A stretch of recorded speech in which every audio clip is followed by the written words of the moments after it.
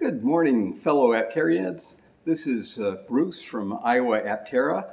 I'm here on the Graceland University campus on a kind of spooky campus because it's mostly empty due to the holiday break. I'm sitting here by a fireplace that's turned off, and I'm only a few feet from where I met Duke Ellington, worked as a gopher for him about 50 years ago. I also played many games of table tennis with Bruce Jenner in the room just behind us.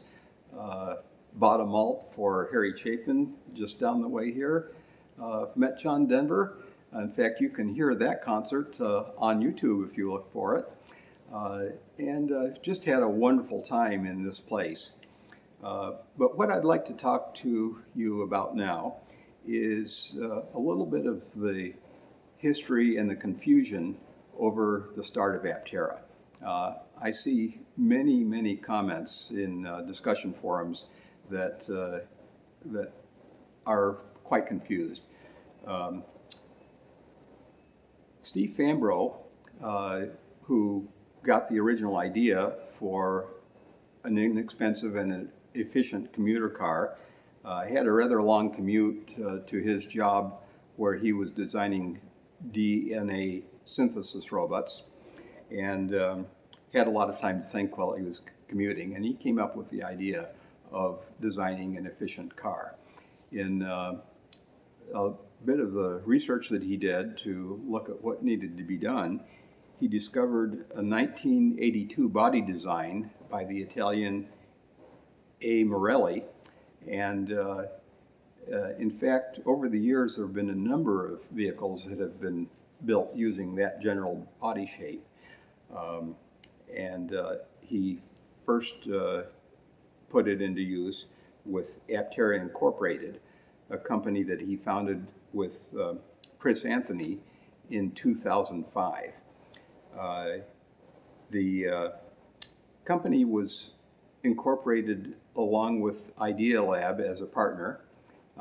Idealab was a startup incubator that was started by Bill Gross, and it has quite a history.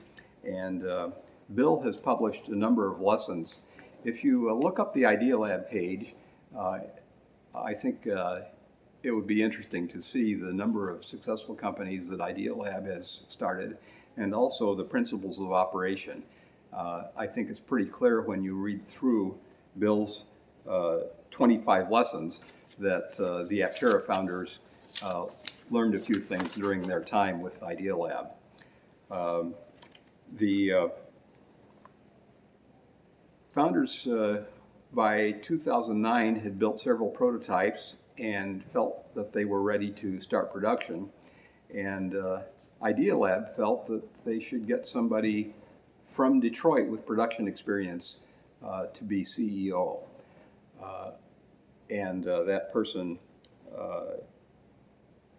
was unfortunately, his name was Paul Wilbur, and unfortunately it seemed that he was never really on board with building such a strange vehicle, and as a result he managed to maneuver a board vote to remove the two founders in 2009, and tried to introduce plans for a different four-wheel vehicle. He was unsuccessful at raising money for his new plans, and in seeing that he wasn't going to be able to get there, he actually liquidated the company in 2011. So the first Aptera never went bankrupt. They went through the word orderly is the word I'm looking for, an orderly liquidation, and sold off the assets at auction. In the process, they paid back all of the pre-orders that had been put in for the original vehicle.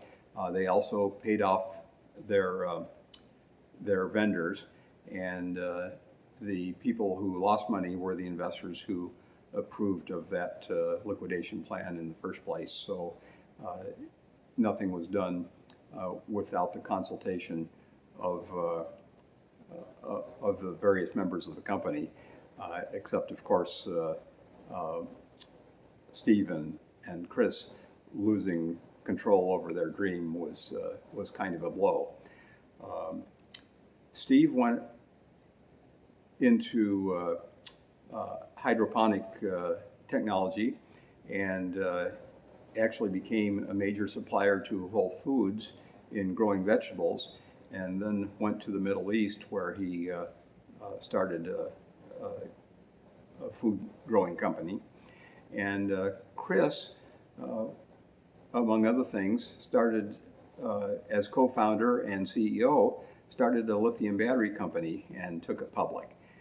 They're actually doing quite well at the moment. They've become a major customer. One of their major customers is Delta Airlines, and they're rated a strong buy by every Wall Street analyst who's following them. And just as a disclosure, I've made quite a bit of money in my investment in that company as well. It's called Flux Power. In 2019, the widow of the man who had purchased the IP rights to the original Aptera Incorporated approached Chris and offered him a chance to buy those IP rights, and he decided to take that. He was able to regather Steve back from the Middle East and other key people, including their designers and some others, and restart a brand new company called Aptera Corporation. Now, this is legally a completely different company, and they began with some of the same motivations as the original company, but a completely new design. Even though there is a nod to the Morelli shape, the size of the vehicle, the drivetrain of the vehicle, there's not a single part in the current Aptera design as there was from the product that was being built or intended to be built by the original company. So Aptera Corporation is a completely new and different company from that original company that was dissolved in 2011. So when Aptera Corporation got started in 2019, they were thinking that the total market size might be about roughly double that Tesla had when they got started with their Roadster, and perhaps 4,000 units or so. But when they opened pre-orders in 2020, they were completely shocked at the rate that the pre-orders came in. I think the first couple days they had over 3,000, and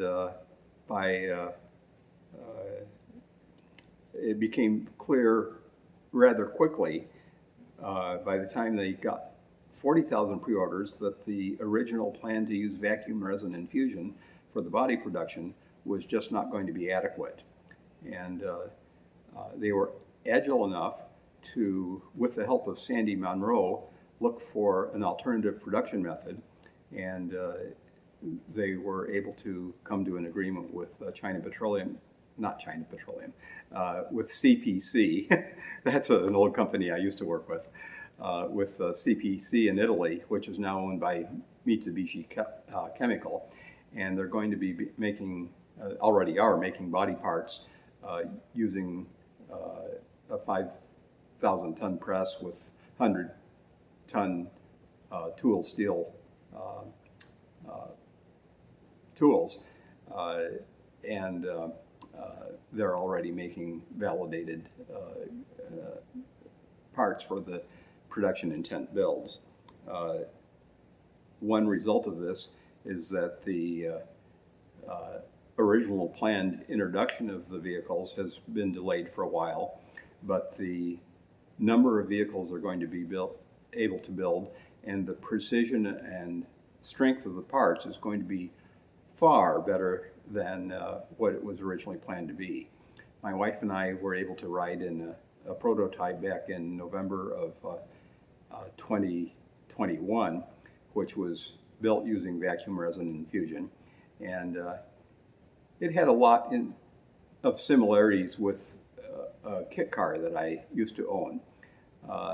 The new Apteras that are going into production are going to be much closer in fit and finish to a supercar than the old kit car. And so even though we have a delay, the performance and the precision and the quality of the cars that they're actually going to be producing is taking a huge improvement. So I'm really excited about what this new Aptera Corporation is producing, and I look forward to new developments that are coming in this new year, and we'll be glad to share with you about those as they occur. So see you soon. Bye-bye.